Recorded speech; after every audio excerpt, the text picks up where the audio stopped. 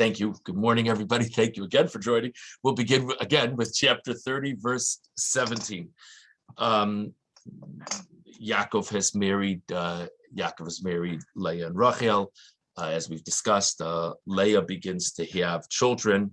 Now we know, and at least according to the Medrash, the Imahos, the matriarchs, knew that there were supposed to be 12 tribes. So based on those, well, I'm sorry, I don't have to go there. Verse 17. But just as an introduction to verse 17, there was a very interesting story, which we're not really going to get into this week, about the Dudoim. And basically, there's a lot of discussion. Dudoim seem to be some type of flower, herb, something along those lines. Ruvain, the son of Leah, went and got Dudoim in the field. There are ideas in the Rishonim that the Dudoim would enhance a woman's fertility. In any event, he wanted to bring it to his mother Leah. And Rachel, who still hasn't had a child, sees this and she wants the Dudoim. And Leah says, well, I'll let you have the Dudoim if you allow me to be with Yaakov on a night that he would normally be with you. And it's really a bizarre story. This is all explicit in the pasuk. And so she comes out on a given night and she tells Yaakov, my sister and I made an agreement. You're going to be with me tonight. And he lay with Leah that night. The very next pasuk is verse 17, chapter 30, verse 17. Vayishma Elokim el Leah, and Hashem listened to Leah, Vatar Vatel Yaakov ben Chamishi, and she conceived and she bore a fifth son to Yaakov. To listen to Leah implies that Leah was saying something. What did Leah say? How do you understand the pasuk?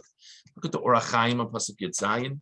Vayishma Elokim Magid Sheispalel Hashem. This teaches that she davened to Hashem. Notice that even though it doesn't say explicitly in the pasuk that Leah davened to Hashem, but that Leah davened that God should bless her with another child. So that's, the Orach Chaim says that's implied. In fact, we said that God listened to her. Od Yirtza, another possibility. Ki haven v'yada kavanasa b'maseh shu l'tachlis mitzvah v'avasa b'kadosh baruch hu b'mitzvosav. God heard Leah. What does it mean he heard Leah? It means he understood Leah. And he understood that this thing that she just did about trading to Dudoim to be with Yaakov, which seems so strange, he understood that she only had good and pure intentions. The kilkula ashura b'masazeh, and she kind of broke the normal mold or the normal how things would normally work for the sake of having the merit of having another child with Yaakov. And therefore, in the merit of this, Gam Hashem kilkil ashura. So then God kind of broke the normal mold as well. Ki kafi ashura la hayu olim la ela dalid.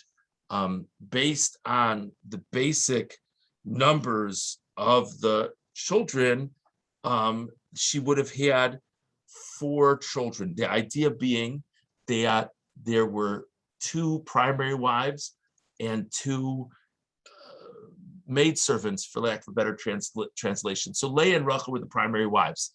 So Mefarshim say that if there's going to be 12 children, it would have been logical for them to have both 4 children each, and then for the maidservants to each have 2 children, and that would add up to 12. So then now she's getting kind of over her measure.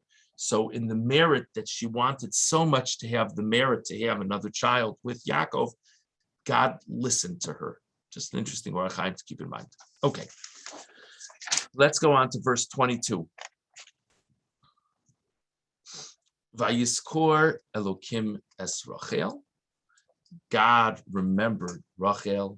Vayishma Eleha Elokim. God listened to her. Vayiftach es Rachma. God opened her womb. And after a number of years, Rachel has her first child. So God remembered her and God listened to her. Those are 2 different verbs. And presumably they relate to 2 different things. What did he remember about her? What did he listen with her? What's this about? What's going on?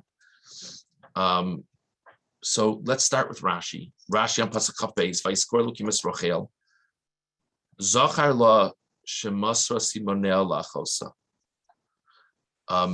He remembered that she gave her signs with Yaakov to her sister. We discussed earlier in the week that, of course, Yaakov's marriage to Leah was because Lavan had tricked him. Yaakov knew who he was dealing with. So Yaakov actually worked out a system with Rachel before, like a code system, so that Yaakov could confirm that it indeed was Rachel. So what was going to happen? So Yaakov's going to marry Leah. Lavan's going to have his little trick. Yaakov's going to marry Leah. Yaakov's going to come into the room at night and ask Leah the code. Leah's not going to have the foggiest idea what he's talking about. And Yaakov's going to expose it then and there. And Leah, of course, is going to be humiliated. So Rachel gave the code to Leah. Now, obviously, at a certain level, Yaakov must not have been happy about that. But Rachel did that out of an absolute sense of selflessness because he didn't want her sister to be in pain.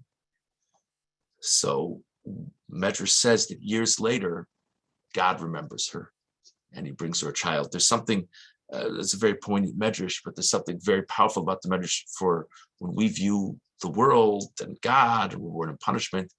We sometimes say, well, I did something good. When is God going to reward me for that? So, of course, things are complicated and we don't know from these things. But it's not like she gave her the signs at night and then she won the lottery the next day.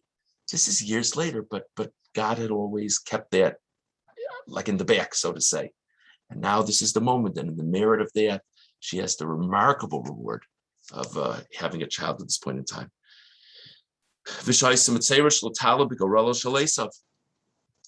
And she was worried that she would end up being married to Esav because maybe Yaakov would ultimately divorce her because they weren't having children, weren't having a child. So God remembered her. God remembered her act of kindness for her sister, and God also remembered her concern what would happen if she wouldn't have a child. That's what Rashi says. I want to point out, you can imagine, I find myself speaking about this topic a lot in different contexts. Someone once made a comment which I thought was a very good observation. So she gave her sister the signs, and then what? Then everything was good? Then the next morning, Yaakov knew what was. So, you could certainly make the argument, it's not going to help anything in the long run for her to give her the signs. She's going to, we learned earlier in the week that according to Mamshan and the Ramban, Yaakov lived with great resentment towards Leah because she tricked him. So what good did the signs do anyway? But the point is, anything she could do to hold off her sister's shame, even for a number of hours, it's worth it. It's something to think about in our interactions with others. Sforno on Pasuk Kaf Beis. Vayiskor Elokim es Rachel. Hashem remembered Rachel. She shtadla laholid bachnisa sarasa levesa u'beinyan hadudoyim. God remembered that she really, really tried to have a child, Rachel, in two ways, says the Sforno. One is that this is a thing we see through various generations of the matriarchs, that when a woman wasn't able to have a child, she would provide someone else with whom her husband could have a child, and that was considered to be a merit that perhaps she would then merit to have a child. We saw it with Sarah and Hagar. We see it here. So she provided a maidservant to Yaakov to have a child with, hoping that would be a merit that she would have the child that she hadn't been able to have yet. And she negotiated for the Dudoim, these fertility evoking herbs or flowers, whatever it was. She saw that Leah had them. She asked for them. Obviously, that's awkward. Obviously, it's embarrassing. But she was doing whatever she could to try to have a child. So God remembered all her efforts, and God rewards her efforts. Vayishma Elokim, and God remembered or listened to her. She spalala that she davened after these two types of effort. This is, I think, a very, very important concept to think about. And that is, this according to Sforno, this is a wonderful model of fusing hishtadlus, effort, and prayer. So it's both. So it's not only that she davened, that's the second thing, but she also worked very hard on her own to figure out how to have a child. But it's not only that she worked very hard on her own to figure out to have a child, she did both. She did everything she could, and she davened, and God responds to that combination. So it's interesting to think about. Let's go on to the Orach Chaim. Orach Chaim, Pasuk Chapez, Vayiskor Elokim. Magid Pasuk, the Pasuk teaches, Ki Agam She'olav Zichrono Lefanav, Od Hutzracha L'Tfila, Ka'omro, Vayishma Eleha. So the Orach Chaim says, God decided that she merited a child. So God remembered her. It's like a language of judging. God remembers her. The Orach Chaim says what the Pasuk is teaching us is it's not enough for her to deserve a child. She also needs to daven. In other words, we need to, even when we do good things, we need to do good things and we need to daven. We need both together. That's why it says God listened to her. Further in the Orach Chaim, another thing the Pasuk is teaching us, Ki Hashem zocher es chasidav mebli sheyitzakei love. You could say a very different conclusion. You could reach a very different conclusion to Orach Chaim. Maybe she didn't daven, not specially at least, but God remembered her as if she had davened, because that's what God does for pious people. That's the other possibility the Orach Chaim said. I also want to remind everyone, we mentioned the Ramban either yesterday or 2 days ago. The Ramban suggests that what it means God listened to her is this is evoking back to her frustration at the earlier in the parsha, where she says to Yaakov, when are you going to daven that I should have a child? And he says, I am davening. What do you want from me? Let's go to one understanding. So the Ramban says at that point she decided she had to really start davening. So that was all those years she was really davening, and finally God listens to her. So it's just interesting to think about. Okay, let's go on to verse 24. She has this child. Vatikra es Shemo Yosef Lemor. She called the child Yosef, saying, Yosef Hashem li bein acher. May God add to me another child. This is an interesting thing to think about. Is that lahavdil? Is that what you would say when someone gives you a nice gift? You would say, thank you so much. I hope you give another one soon. Right? I mean, that's essentially what she said. So what's the pshat in that? So let's start with Rashi. Rashi on Pasuk Chaf Daled. Yosef Hashem li bein acher. Yodas Haisef Benavua She'ein Yaakov Asid Lahamid El Shnei Masar Shvatim.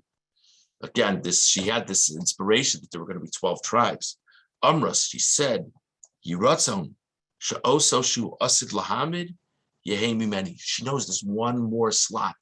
There's one more child that could be a tribe. We're at 11. So, of course, she's very grateful even for one child, but she's already davening that she should have the merit to that she had one more child, so she can at least have, in some way, a comparable role in terms of the makeup of the Jewish nation, at least equal to one of the maidservants. I mean that's what. So that's what Rashi says. We'll see another chat tomorrow, God willing, but it's certainly not a lack of gratitude. It's that the whole concept of having a child, she is seeing from not just somebody to play with and this and that. This is like the future of the Jewish nation, and she sees her role in all of that.